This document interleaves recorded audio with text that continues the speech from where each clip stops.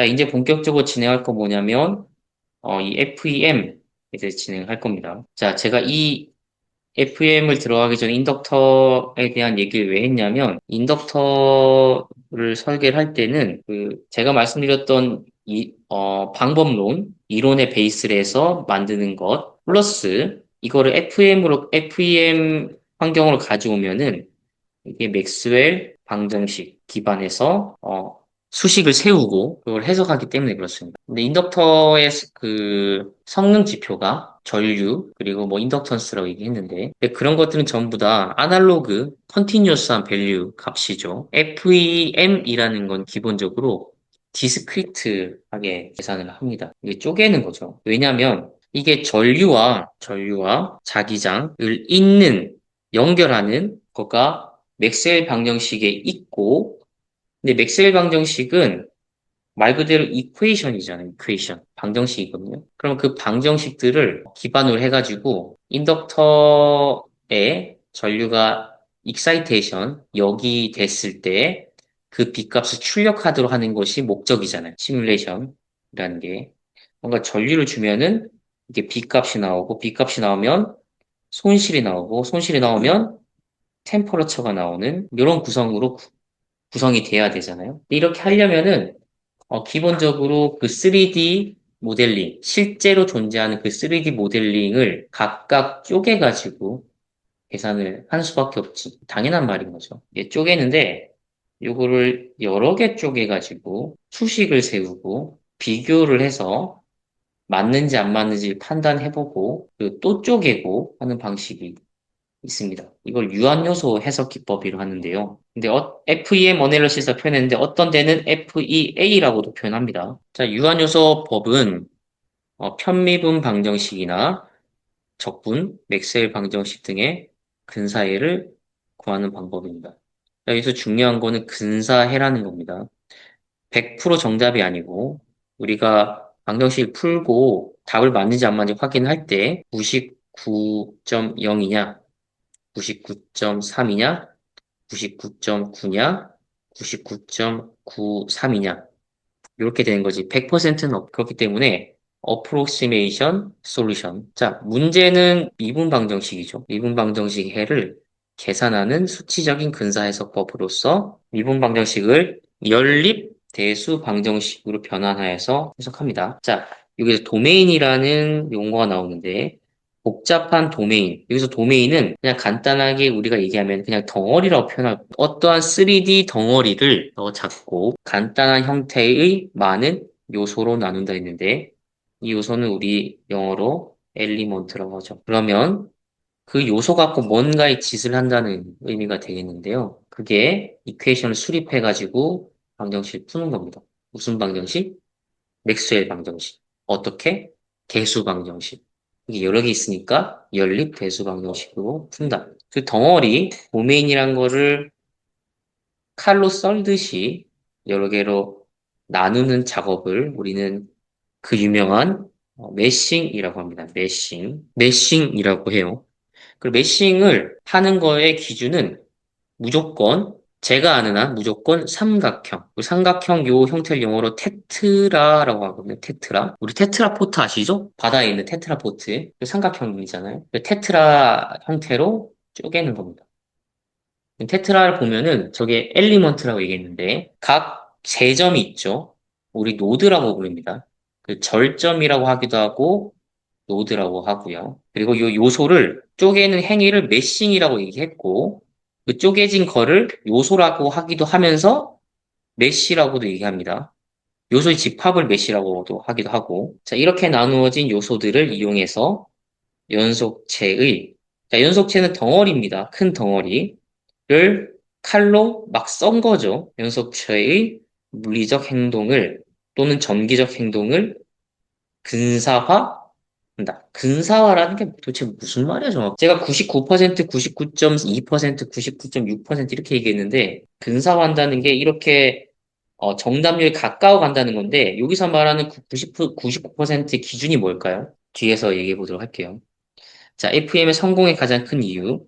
메쉬라는 격자란 개념을 사용함으로써 복잡한 형상과 경계 조건을 쉽게 다룰 수 있고, 자, 복잡한 형상이라는 거는 이런 겁니다. 자, 복잡하다는 게 무슨 말이냐면은 이런 곡선을 얘기해요, 곡선.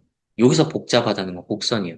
그렇기 때문에, FEM 입장에서도 이 곡선을 처리하는 게 좀 부담이에요. 제일 우리한테 쉬운 거는 픽셀처럼 그 마인크래프트인가요? 그 픽셀로 돼 있는 것 같은데. 그러면은 사실 컴퓨터 입장에서는 해석하기가 너무 편해. 왜냐면 그냥 선이기 때문에. 근데 곡선만 해도 이게 이퀘이션 방정식으로 나와야 되거든요. 그런데 이거는 FEM 입장에서는 풀 수가 없어요. 왜냐면 FEM은 라인을 기반으로 하기 때문에 그래요. 어떻게 한다고? 이렇게입니다. 이렇게. 이런 식으로 쪼갭니다. 전부 다 지금 삼각형 테트라 쪼개졌습니다. 여기서 생략돼 있지만 이렇게, 이렇게, 이렇게. 지금 곡선이 직선으로 표현되죠. 근데 엘리먼트가 많을수록 직선들이 모여가지고 더 곡선처럼 보이잖아요. 엘리먼트가 덜 쪼개졌으면 이렇게 되겠지. 이렇게. 이렇게 되겠지. 그러면 실제 모델과 다르잖아. 요소를 더 많이 쪼개면 비록 요소들이 전부 다 직선일지라도 곡면처럼 보인다. 라는 거죠. 이렇게. 자, 그런데 뒤에서 나오겠지만 요 엘리먼트들은 자기네들의 이퀘이션을 갖고 있어요. 자기네들만의 이퀘이션을 갖고 있다고. 그런데 우리가 쓰는 엔시스 맥스웰에서는 특히 에디 커런트 모드, 3D의 에디 커런트 모드는 맥스웰 방정식 기반으로 해가지고 얘가 풉니다. 자, 그 다음 경계 조건이라 한다면은 이게 그 유명한 바운더리 컨디션. 바운더리라고 한다면 뭔가 경계잖아요. 뭔가 이종적인, 이질적인 것과 접합해 있는 그런 느낌이거든요. 그게 맞습니다. 우선 전력을 대표로 예를 들면 코일과 코어는 다르죠. 코일은 컨덕터고 코어는 세라믹이잖아. 그래서 우리가 보통 맥스웰에서 해석할 때는 코일과 코어를 절연시켜야지. 그래서 바운더리 컨디션을 우리가 보통 인슐레이팅 많이 하잖아요. 그 이유가 코일에다가 전류 익사이테이션 시켰을 때 그 패스대로 컨덕티브 패스대로 전류가 흐르도록 만들어야 되는데 혹여나 코어가 코일이 접해져 있으면은 그리고 거기에 바운더리 컨디션이 인슐레이팅이 아니면은 누설되는 것처럼 표현이 될 수 있겠지. 그럼 에러가 발생해요. 계산에서 오차가 발생한다. 에러가 발생한다고. 근데 엄연히 엔시스 맥스웰의 환경상에서 전기와 자기는 반드시 구분되어야 돼. B 값과 I는 구분되어야 된다고. 그 뜻은 뭐냐면 코일에는 전류만 있어야 되고 코어에는 자기장만 있어야 된다. 근데 물론 당연히 코어에 전류가 흐를 수 있습니다. 에디 커런트가 흐를 수 있어요. 그래서 우리가 보통 맥스에 쓰면은 에디 커런트 이펙트를 체크해서 하잖아요. 그렇게 해야만 에디 커런트 로스가 코어에서 모델링 되기 때문에 그런 거잖아요. 그게 이제 반영이 되는 거죠. 일단 근본적으로는 그렇게 돼야 된다는 겁니다. 여러분들이 반드시 코어 손실의 히스테리시스 로스를 볼 때는 스테이메치 이퀘이션 상수를 넣고 그 다음에 에디 로스도 같이 보려면은 에디 로스 이펙트를 반드시 체크해야 됩니다. 코어 로스 마찬가지 체크해야 돼요. 그래야만 솔버가 이거를 알아먹고, 아, 이렇게 체크했어? 알았어. 나도 이거 고려할게. 라고 하면서 솔버를 열심히 돌리는 겁니다. 자, 그 다음, 다양한 구조물의 정적, 동적 및 선형, 비선형 해석으로 쉽게 확장 가능하다. 자, 다양한 구조물을 한다면은, 뭐, 직선, 곡선이 되겠죠. 정적, 동적. 맥스웰 돌리면 사실상 최종값만 보잖아요. 그런데, 그건 에디 모드고, 트랜지언트 모드로 하면은 이게 동적으로 탁탁탁 그래프화 시킬 수가 있어요. 이게 동적이라는 의미인데, 우리 아이스팩만 보더라도, 트랜지언트 모드를 돌리면 이렇게 쭉 뽑히잖아요? 이게 타임이고, 이게 템포러처럼 한다면, 이런 식으로 플랫이 디스크리트하게 돼서 곡선이 되는 거잖아요? 근데 우리가 방정식이라는 거는 요때의 방정식이 있고, 요때의 방정식이 있으면, 그 다음 방정식은 그 이전 방정식의 파이널 버전을 이니셜 컨디션 집어넣어가지고 계속 연속적으로 푸는 거잖아요. 회로 시뮬레이션도 똑같습니다. PC미는 플렉스는 다 똑같아. 다 이런 원리야. 이퀘이션 가지고 푸는 건데, 이퀘이션과 풀었고, 샘플링 타임 기준으로 했을 때, 디스크리트하게, 디지털 타임대로 풀었고, 그 다음 컨디션은 그 이전 컨디션의 파이널 버전을 이니셜 컨디션을 집어넣어가지고 또 푸는 거지. 그래서 회로 시뮬레이션은 되게 간단한 게 C dv by dt는 i고 di by dt는 요 단순한 false order differential equation 기반으로 해가지고 푸는 거잖아. 저게 이제 기울기니까 쫙 푸는 겁니다. 요것도 마찬가지예요. 그래서 정적, 동적이 가능하고 뭐 선형, 비선형 해석이란다는 게 어떤 걸 선형, 비선형이라고 말하는지 모르겠지만 뭐가 됐든지 간에 다 엘리먼트로 쪼개서 보기 때문에 정기적인 비선형인지 아니면 뭐 기계적인 비선형인지 모르겠지만 사실상 모든 것들을 다 해석할 수 있다. 자, 여기 뭐가 잔뜩 있는데, 자, 저도 처음 봅니다. 자, 메소드, 자, 스무스드 메소드, 아이소 지오그래픽, 자, 스토캐스틱, 어디서 많이 들어본 얘기고, 커플링 메소드, 막 이런 게 있나 봐요. 자, 이거는 아마도 그 솔버가 어떤 식으로 이 매싱된 엘리먼트를 요리조리 요리하느냐. 약간 그런 것 같습니다. 엘리먼트는 솔리드 엘리먼트가 있고, 스트럭처럴 엘리먼트가 있고, 뭐 이런 게 있고요. 모델링은 뭐 크랙, 컨택트, 뭐 플루어드, 유체, 컴포지트. 컴포지트가 뭐죠? 화물인가요? 자, 솔루션 프로시저는 솔버, 다이렉트 타임 인테그레이션, 임플리시트과 익스플리시트 있네요. 그 다음 스트레스 모델 리덕션, 그 다음 메시 제너레이션, 어떻게 얼마나 어떤 방식으로 쪼갤 것이냐, 그리고 에러를 어떤 기준을 가지고 에스티메이션 할 거냐. 자, 여기서 말하는 에러가 뭘까? 엘리먼트들은 각각 이퀘이션을 가지고 있는데요. 근데 우리가 그 NCS 보면은 여러 가지의 다른 솔버의 프로그램들이 있어요. 뭐 Q3D라든지 2D라든지 3D라든지 아이스펙 또는 HFSS. 자, 요것들은 괜히 불리한 게 아니고 요소들이 가져가야 할 이퀘이션들이 다른 거예요. 근데 우리는 보통 매그네틱스를 많이 하니까 3D 모델링에 쓴다면은 그 3D 모델링은 특히 에디 모드 같은 경우는 시작점이 전류야. 코일의 전류를 익사이테이션 하고 거기에 따른 자기장, B값을 보는 거거든요. 그러면 사실 스타팅 포인트, 이니셜 컨디션, 입력은 전류가 되는 거고 출력이 B가 되는 거. 자, 근데 유한요소 기법을 했어요. 엘리먼트 쪽에. 그 엘리먼트들이 각각 가지고 있는 이퀘이션들이 있는데 그 이퀘이션은 I와 V에 대한 관계식이 되겠지.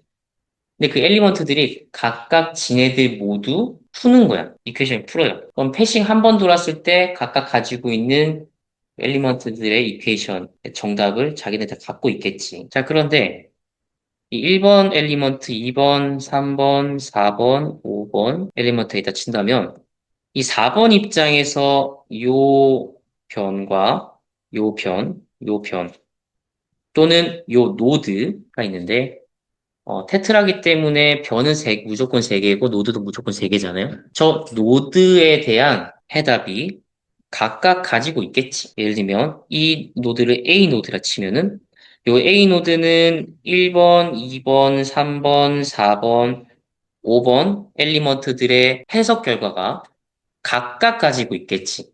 A 노드에 대해서 자기장이 되겠죠. 여기서는 자기장 값이 되겠죠. B값. 그런데 수식이 A 노드에 대해서는 수식이 5개가 있는데 그 5개의 각각 엘리먼트들이 풀어 제꼈던 그 솔루션 해값이 얼마만큼 차이가 있느냐. 근데 만약에 엘리먼트가 적게 쪼개졌어. 우리가 NCS 보면은 솔루션 데이터에 들어가면 첫 번째 패스 가면은 테트라 뭐 시기가 있어요.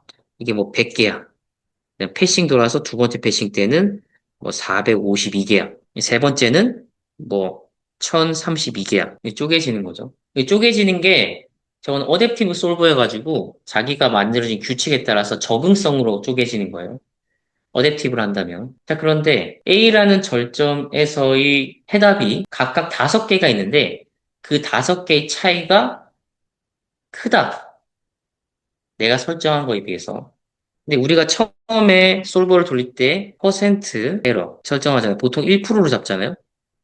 그 오차가 1% 이상이면은 한 번 더 패싱을 돕니다.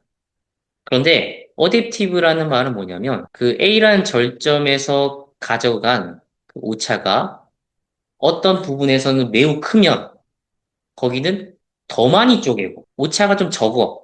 그러면은 안 쪼개거나 덜 쪼개. 그래서 주로 많이 쪼개는 쪽은 오차가 많다. 그 뜻은 뭐다? 곡면이 있거나 곡선이 있거나 아니면 이니셜 컨디션이 작용하는 전류원 근처에 있거나. 근데 이 후자는 거의 없고, 이제 곡면에 있으면은 그 해값이 차이가 있기 때문에 더 많이 쪼개려고 노력하겠죠. 그래서 곡면 부분에 많은 메시가 쪼개집니다. 예를 들면 여기가 많이 쪼개졌네요. 저기 부분에서 익사이테이션이 어디서 나타나는지 모르겠지만 저기서 뭔가 오차가 많이 발생해서 많이 쪼개야만 전체적인 해의 오차율이 1% 미만으로 갈 수 있다. 자, 다음 14페이지 보면은 FEM에 대한 원리 나와 있는데 자, 순서대로 보면은 자, 문제 영역, 자, 도메인이라고 되어 있는데 자, 여기서 도메인은 우리 맥스웰에서 흔히 말하는 리즌이 될 수도 있고요. 그 리즌이 보통 덩어리보다는 한 두세 배 크잖아요. 그래서 이게 리즌인지 아니면 물체 대상인지는 모르겠지만 아마 대상이 되겠죠. 그 문제 영역을 유한 요소들로 나눈 메싱이라고 했고 그 다음에 개개 요소들에 대한 방정식, 연립 방정식을 구성합니다. 근데 우리는 알고 있어요. 연립 방정식에서 파라미터가 4개고 이퀘이션이 4개면은 답을 구할 수 있다는 걸 알고 있습니다. 그런 형태로 나타내는데 그게 매트리스 형태로 나타낼 수 있다면 그렇게 표현을 하고요. 각 요소들의 수식을 조립하여 전체 시스템에 대한 방정식을 구한다. 자, 그리고 전체 시스템의 방정식을 푼다. 자, 그리고 각종 응답을 계산한다. 그리고 시각화를 통하여서 결과를 보여주고 해석한다. 자, 이렇게 돼 있고요. 이거는 예시인데 완전한 스퀘어 원이죠. 이거를 뭐 8개로 나눴네요.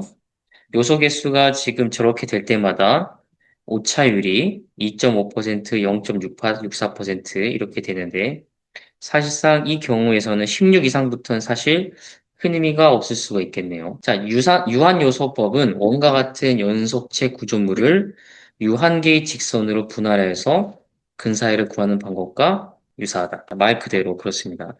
자, 요거는 기계의 동력학에서 제가 캡처해서 가져온 겁니다. 그리고 오른쪽에 보이는 것처럼 맥스웰 방정식 4개 있잖아요. 네, 맥스웰 방정식은 전기장과 자기장에 대한 컬과 다이버전스로 표현이 되고 그게 각각 미분 형태냐 적분 형태냐 되는데 솔버가 어떤 걸 적용한지 저도 잘 모르겠지만 미분형을 선택하지 않았을까요? 왼쪽에 해석 모델이 있고 모델링하고 그리고 메싱을 통해서 엘리먼트들이 나오면 그 엘리먼트별로 수학적 모델링이 도출이 될 거고요. 어찌됐든 간 경계 및 초기 조건 이거 헷갈리시면 안 되겠지만 바운더리고 바운더리 컨디션이고 초기는 이니셜 패싱이 첫 번째 돌 때하고 두 번째, 세 번째의 이니셜 값은 다르다라고 얘기했어요.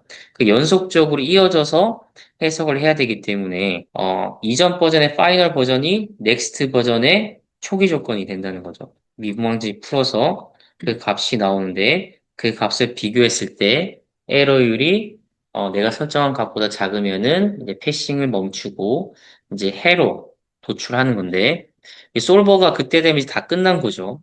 이 솔버는 말 그대로 해석을 해주는 그런 주체가 되는 건데 패싱이 다 끝났어. 에러가 어느 정도 이해가 됐어. 그때부터는 포스트 프로세싱이라고 표현을 하는데요. 이게 있고 그리고 프로세싱이라는 게 있고 이렇게 보통 표현을 많이 하더라고요.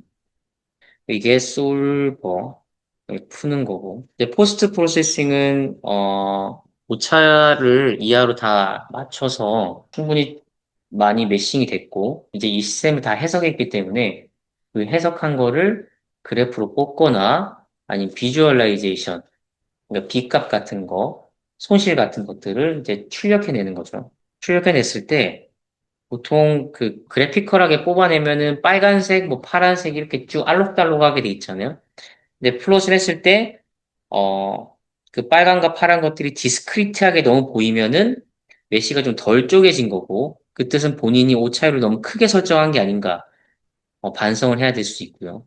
근데 그게 굉장히 연속적으로 보이면은 메쉬가 잘 쪼개졌다. 그러나 시간이 많이 걸린다. 자, 다양한 수치 해석 기법을 적용하여서 선형 대수 방정식을 유도하고 선형 대수 방정식을 통해서 근사회를 도출합니다. 자, 메쉬의 형태를 표현하는 것 같은데 육면체, 쐐기, 피라미드, 사면체.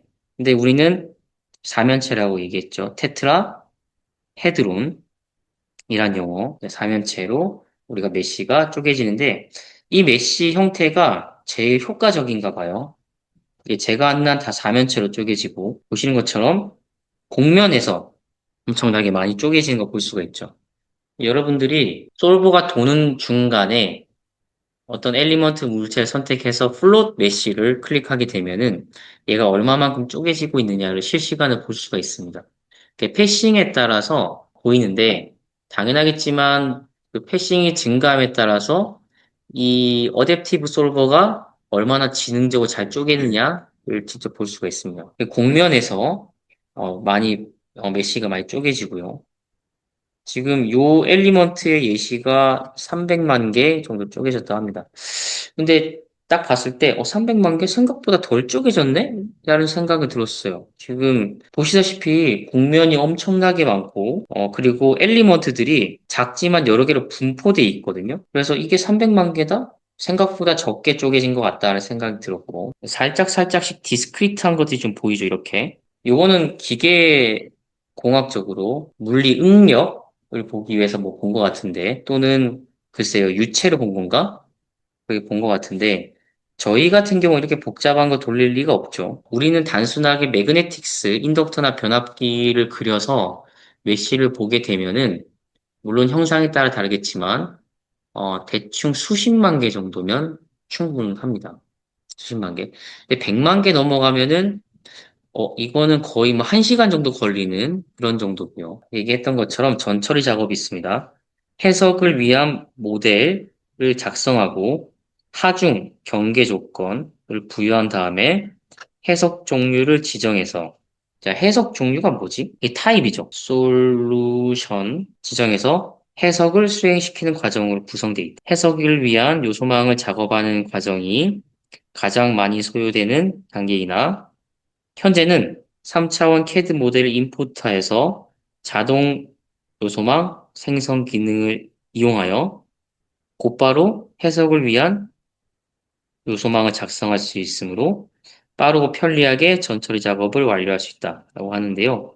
자, 이걸 제가 조금 더 수정해서 얘기하면은 CAD 모델링은 우리가 쓰는 엔시스 프로그램보다 훨씬 더 곡선이나 곡면을 또는 스파이럴 형태를 쉽게 구현할 수가 있습니다.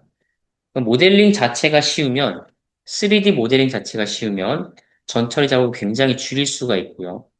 CAD 모델 안에서도 이 메싱 기능이 있나 봐요. 제가 여기까지는 잘 모르겠습니다만.